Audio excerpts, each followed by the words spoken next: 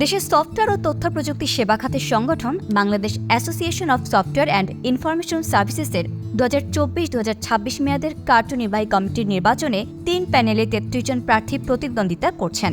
22 April 2024 সোমবার সন্ধ্যা 6টায় রাজধানীর কাকরাইলে IDP মিলনায়তনে নির্বাহী কমিটির 11 পদে 33 প্রার্থীর পরিচিতি সভা অনুষ্ঠিত হয়েছে। অনুষ্ঠানে টিম সাকসেসের পক্ষে ফ্লোরা টেলিকমের মোস্তফা রফিকুল ইসলাম ডিউক বলেন, আমাদের একটি বড় লক্ষ্য বেসিসের জন্য স্থায়ী ঠিকানা গড়ে তোলা।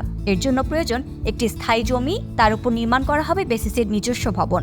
এই লক্ষ্যমাত্রা অর্জন করার জন্য আমরা ঢাকা সিটি মেয়র এবং রাজ্য কর্তৃপক্ষকে সাথে রেখে নিষ্ঠার সাথে এই সাফল্য অর্জন করতে চাই। ডিউক আরও বলেন, সদস্যদের সবচেয়ে জরুরি দাবি কর অব্যাহতির সময় বাড়াতে কাজ করতে চাই, কারণ 2024 সালের জুন মাসে এই মেয়াদ শেষ হওয়ার কথা। স্মার্ট বাংলাদেশ গড়ার লক্ষ্যে 2041 সাল পর্যন্ত সরকারের কাছ থেকে এই ট্যাক্স এক্সমোশন আদায় করতে চান তারা। টিম সাকসেসের দৃঢ় বিশ্বাস, তথ্য প্রযুক্তির মেধার চাহিদা সমন্বয় করতে এই ট্যাক্স এক্সমোশন অত্যন্ত গুরুত্বপূর্ণ মাইল ফলক হয়ে থাকবে।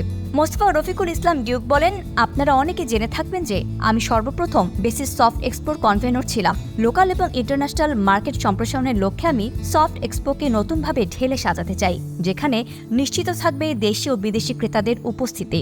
ক্রেতাদের আকৃষ্ট করে নির্দিষ্ট পলিসি ঠিক করা, লোকালি প্রডিউস সফটওয়্যারের মূল্য নির্ধারণ করা, নিয়মিত সফটওয়্যার ভিত্তিক সেমিনার ও B2B ম্যাচ মেকিং প্রোগ্রাম করা। ডিউক আরও বলেন, নির্বাচনে বিজয়ী হলে বেসিস সংবিধানে একটি বড় ধরনের পরিবর্তন আনতে চাই। আমাদের লক্ষ্য বর্তমানে 11 জন নির্বাহী কমিটির সংখ্যাকে 21 জনে রূপান্তর করা। এর মধ্যে আমরা 4টি রিজার্ভ পদ রাখতে চাই, যেখানে 2টি পদ থাকবে সংরক্ষিত নারী উদ্যোক্তা সদস্যদের জন্য এবং 2টি পদ থাকবে টেকনোক্রাফট সদস্যদের জন্য।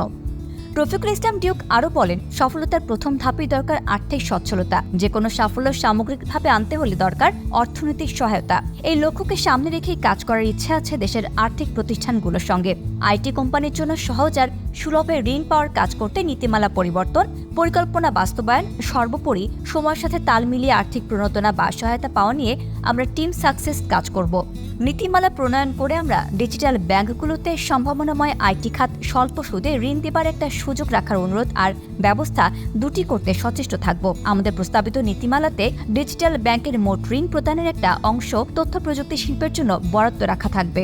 অনুষ্ঠানে টিম সাকসেসের অন্য প্রার্থীরা তাদের পরিচিতি দিয়ে বক্তব্য রাখেন। এর মধ্যে সাধারণ সদস্য তৌফিকুল করিম, মোহাম্মদ আমিনুল্লাহ, মোহাম্মদ শহীবুর রহমান খান, ফারজানা কবির, মোহাম্মদ শফিউল আলম, ইমরান হোসেন, সৈয়দা নাফিসা রেজা এবং NM রাফসান জানি, আব্দুল আজিজ ও আবু মোহাম্মদ রাশেদ মজিদ। ওই দিন প্রার্থী পরিচিতি সভা পরিচালনা করেন বেসিসের নির্বাচন বোর্ডের চেয়ারম্যান TIM নুরুল কবির। তার সঙ্গে ছিলেন নির্বাচন বোর্ডের অপর 2 সদস্য সৈয়দ মামনুর কাদের ও নাজিম ফারহান চৌধুরী। নির্বাচনের আপিল বোর্ডের চেয়ারম্যান তৌহিদ এ সভায় উপস্থিত ছিলেন।